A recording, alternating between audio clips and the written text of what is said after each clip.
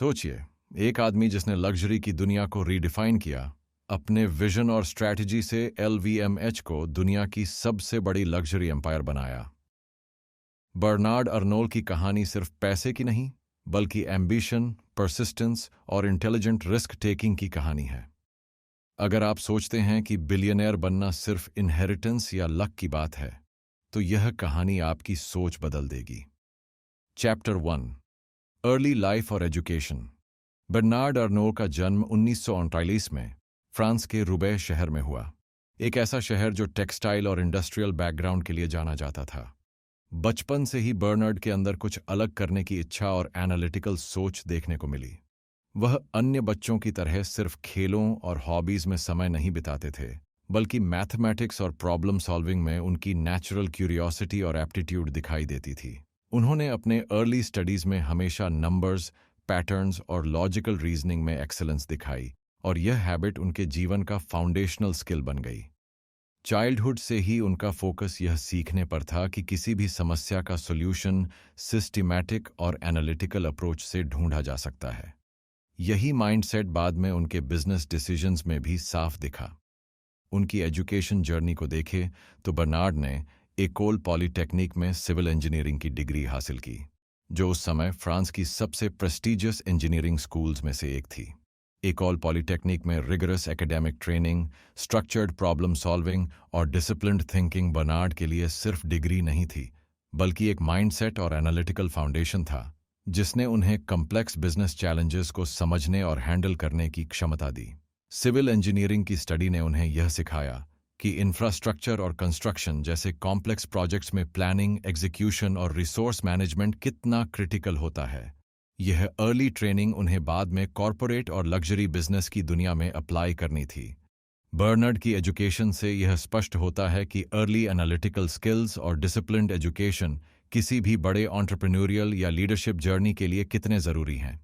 Graduation के बाद Bernard Arnault ने अपने पिता की सिविल कंस्ट्रक्शन कंपनी में काम करना शुरू किया। यह समय उनके लिए केवल प्रोफेशनल एक्सपोजर का नहीं था, बल्कि एक लर्निंग लैब की तरह था। उन्होंने केवल काम किया नहीं, बल्कि हर एक प्रोजेक्ट और ऑपरेशन को डिटेल में एनालाइज किया। उन्होंने देखा कि किस तरह रिसोर्सेज एलोकेट होते हैं, टाइमलाइंस मैनेज की जाती हैं और प्रोजेक्ट एफिशिएंसी इंप्रूव की जा सकती है। अर्ली करियर में उन्होंने कंपनी की ऑपरेशंस और प्रोजेक्ट मैनेजमेंट में सुधार लाने के लिए इनोवेटिव आइडियाज इंप्लीमेंट किए। उदाहरण के लिए, उन्होंने प्रोडक्शन स्केड्यूलिंग, लेबर मैनेजमेंट और क्लाइंट कम्युनिकेशंस के प्रोसेसेस को ऑप्टिमाइज किया। यह केवल शॉर्ट टर्म एफिशिएंसी बढ़ाने का प्रयास नहीं था, बल्कि लॉन्ग टर्म विजन के लिए ग्राउंड वर्क बनाना था। वॉइस ओवर के लिए इसे नेचुरल कॉन्वर्सेशनल स्टाइल में बोलते हुए आप कह सकते हैं, Bernard wasn't just working. He was learning how business, strategy, and numbers come together to create value. यह लाइन ऑडियंस को सटली यह समझाती है कि बर्नार्ड की हर छोटी अचीवमेंट केवल इमीडिएट रिजल्ट नहीं थी, बल्कि नॉलेज और स्किल बिल्डिंग का स्टेप थी, जो उन्हें आगे $1 बिलियन लग्जरी एम्पायर बनाने में मदद करेगा। लेकिन बर्नार्ड की लाइफ में सबसे बड़ा टर्निंग पॉइंट आया 1944 में, जब उन्होंने बुसाक सैंड फ्रेयर, एक स्ट्रगलिंग टेक्सटाइल और लग्जरी कंपनी को एक्वायर किया। यह डिसीजन उनके लिए बहुत बड़ा रिस्क था। उस समय लग्जरी सेक्टर कोलैप्स के कगार पर थी और कई इन्वेस्टर्स इस मार्केट से बाहर निकल रहे थे। टेक्सटाइल और लग्जरी गुड्स के इंडस्ट्री में इनएफिशिएंसी, डिक्लाइनिंग सेल्स और आउटडेटेड ब्रांडिंग जैसी समस्याएं प्रेवलेंट थीं। कई लोगों ने इस स्टेप को रेकलेस माना, क्योंकि बर्नार्ड ने हाई रिस्क इन्वेस्टमेंट करके अपने करियर और रिसोर्सेज को गैम्बल किया था। लेकिन बर्नार्ड ने इसमें पोटेंशियल देखा। उन्होंने यह समझा कि स्ट्रगलिंग कंपनी को सही स्ट्रैटेजी, ब्रांड पोजीशनिंग और प्रोडक्ट इनोवेशन के साथ ग्लोबल लग्जरी मार्केट में रिपोजिशन किया जा सकता है। उनके लिए यह सिर्फ एक बिजनेस एक्विजिशन नहीं थी, बल्कि विजन को इम्प्लीमेंट करने का पहला बड़ा स्टेप था। इमोशनल एंगल यहाँ बहुत स्ट्रांग है। सोचिए, आप अपने पीयर्स, मेंटर्स और फैमिली के सामने यह डिसीजन अनाउंस करें कि आप एक स्ट्रगलिंग बिजनेस को एक्वायर करने जा रहे हैं, जबकि मार्केट वॉलेटाइल है और कई लोग वार्न कर रहे हैं कि यह रिस्की है। इस मोमेंट में करेज, बिलीफ और विजन का बहुत बड़ा रोल होता है।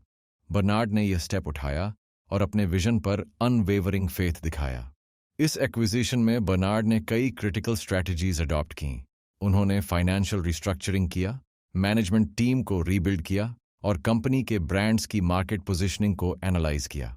उन्होंने केवल इमीडिएट प्रॉफिट्स की चिंता नहीं की, बल्कि उन्होंने long term growth, brand value और स्ट्रैटेजिक पोजीशनिंग को फोकस किया। यह लेसन ऑडियंस के लिए बेहद ज़रूरी है। रिस्क लेने का मतलब सिर्फ पैसा खोना नहीं, बल्कि विजन के लिए अपने कंफर्ट जोन को छोड़ना है। रिस्क टेकिंग का मतलब कैलकुलेटेड डिसीजंस लेना और फेलियर्स को लर्निंग अपॉर्चुनिटीज समझना है। बर्नार्ड का यह अप्रोच यह दिखाता है कि विजनरी लीडर्स केवल करंट सिनेरियो में रिएक्ट नहीं करते, बल्कि भविष्य के पॉसिबिलिटीज के अनुसार बोल्ड मूव्स करते हैं। बर्नार्ड की अर्ली लाइफ और एजुकेशन की कहानी हमें यह भी सिखाती है कि बिलियनियर बनने का पाथ केवल लकी इनहेरिटेंस या सडन ब्रेक थ्रू से नहीं बनता। यह systematic learning, disciplined education, operational understanding और कैलकुलेटेड रिस्क टेकिंग का कॉम्बिनेशन है। Childhood curiosity, rigorous academic foundation, family business experience और पहला हाई रिस्क इन्वेस्टमेंट मिलकर बर्नार्ड अर्नोल्ड की सक्सेस जर्नी की फाउंडेशन रखते हैं। यह चैप्टर सिर्फ उनके एजुकेशन और अर्ली करियर की कहानी नहीं है, यह एक ब्लूप्रिंट है कि किस तरह एनालिटिकल थिंकिंग, स्ट्रक्चर्ड लर्निंग और करेज किसी स्ट्रगलिंग अपॉर्चुनिटी को ग्लोबल एम्पायर में बदल सकता है। बर्नार्ड की जर्नी से यह भी सीख मिलती है कि लर्निंग कोई लाइनियर प्रोसेस नहीं है। अर्ली करियर में मिस्टेक्स, चैलेंजेस और इंडस्ट्री फेलियर्स केवल स्टेपिंग स्टोन्स हैं।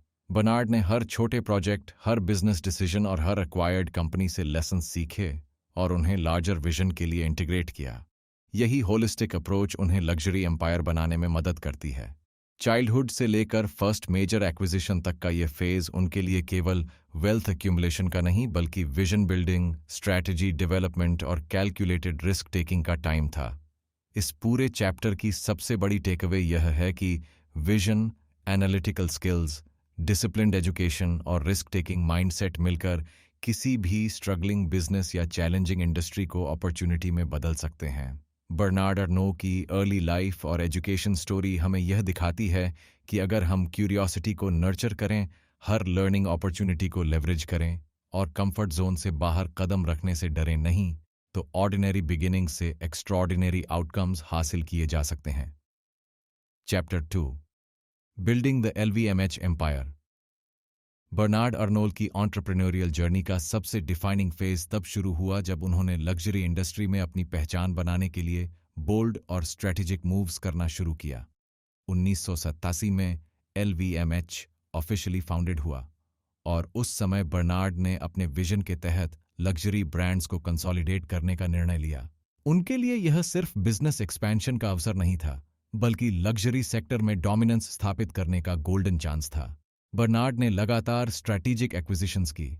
उन्होंने क्रिश्चियन डियोर, मोएट शैंडॉन, हेनेसी जैसे ग्लोबली रिनाउंड ब्रांड्स को एक्वायर किया। यह डिसीजन उस समय बहुत रिस्की माना जा रहा था, क्योंकि हर ब्रांड की अपनी चैलेंजेस थीं। Brand positioning, market competition, financial constraints और आउटडेटेड मैनेजमेंट प्रैक्टिसेस। लेकिन बर्नार्ड की विजनरी थिंकिंग ने उन्हें हर ब्रांड के अंदर छुपे पोटेंशियल को देखने की एबिलिटी दी। उन्होंने ब्रांड्स को सिर्फ खरीदने का काम नहीं किया, बल्कि उन्हें मेटिकुलसली रीस्ट्रक्चर किया, उनके कोर वैल्यूज को स्ट्रेंथन किया और मार्केट में उनकी पोजीशनिंग को रीडिफाइन किया।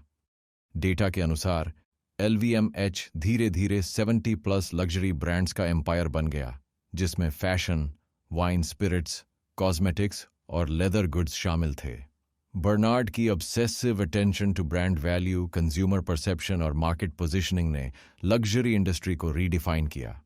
उनकी इस अप्रोच से यह लेसन मिलता है कि स्मार्ट एक्विजिशंस और ब्रांड मैनेजमेंट ही $1 बिलियन एम्पायर की नींव है। हर एक्विजिशन उनके लिए सिर्फ एसेट नहीं था, बल्कि लर्निंग, इंटीग्रेशन और लॉन्ग टर्म ग्रोथ का स्टेप था। बर्नार्ड का विजन और लीडरशिप स्टाइल LVMH की ग्रोथ का बैकबोन रहे। उनका फोकस हमेशा लॉन्ग टर्म ग्रोथ और इनोवेशन पर था। उन्होंने कभी भी शॉर्ट टर्म प्रॉफिट्स के चक्कर में ब्रांड इंटीग्रिटी या कस्टमर एक्सपीरियंस कॉम्प्रोमाइज नहीं किया। एग्जाम्पल के तौर पर, उन्होंने early investments in fashion design, marketing और कस्टमर एक्सपीरियंस किए, जिससे LVMH brands global luxury market में लीडर्स बन गए। बर्नार्ड हमेशा नए डिज़ाइनर्स और क्रिएटिव टैलेंट्स को इनकरेज करते थे और उन्हें फ्रीडम देते थे कि वे इनोवेशन और क्रिएटिविटी के साथ एक्सपेरिमेंट करें। उनका मानना था कि लग्जरी प्रोडक्ट्स सिर्फ मटेरियल गुड्स नहीं हैं, यह इमोशन, एस्पिरेशन और लाइफस्टाइल का प्रतीक है। इसलिए उन्होंने मार्केटिंग और ब्रांडिंग स्ट्रैटेजीज पर एक्स्ट्रॉर्डिनरी फोकस किया। Tip for audience: short term profits के बजाय लॉन्ग टर्म स्ट्रैटेजी पर भरोसा करना ही रियल वेल्थ बनाता है। बर्नार्ड की यह अप्रोच हमें सिखाती है कि विजनरी लीडर्स हमेशा फ्यूचर पोटेंशियल को प्रायोरिटाइज करते हैं और रिस्क टेकिंग को कैलकुलेटेड और डेटा ड्रिवन बनाते हैं। LVMH की एम्पायर बिल्डिंग के साथ साथ बर्नार्ड का पर्सनल लाइफस्टाइल भी उनके सक्सेस की एक की फैक्टर था। उनका मॉर्निंग रूटीन डिसिप्लिन था, जिसमें बिजनेस प्लानिंग और रीडिंग हैबिट शामिल थी।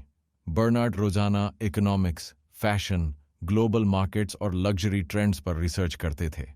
यह हैबिट उन्हें कॉन्स्टेंटली अपडेटेड रखती थी और डिसीजन मेकिंग को इन्फॉर्म्ड बनाती थी। इन्वेस्टमेंट माइंडसेट भी उनके लिए क्रूशियल था, रिस्क टेकिंग में हमेशा कैलकुलेटेड अप्रोच। बर्नार्ड ने कभी भी इम्पल्सिव डिसीजंस नहीं लिए। हर एक्विजिशन, पार्टनरशिप और स्ट्रैटेजी डीपली एनालाइज्ड और लॉन्ग टर्म बेनिफिट फोकस्ड थी। हेल्थ और एनर्जी के मामले में भी बर्नार्ड ने बैलेंस बनाए रखा। बिजी लाइफस्टाइल के बावजूद एक्सरसाइज और डाइट मेंटेन करना उनकी डेली रूटीन का हिस्सा था। ये उन्हें हाई स्ट्रेस एनवायरनमेंट में सस्टेन्ड परफॉर्मेंस और फोकस देता था।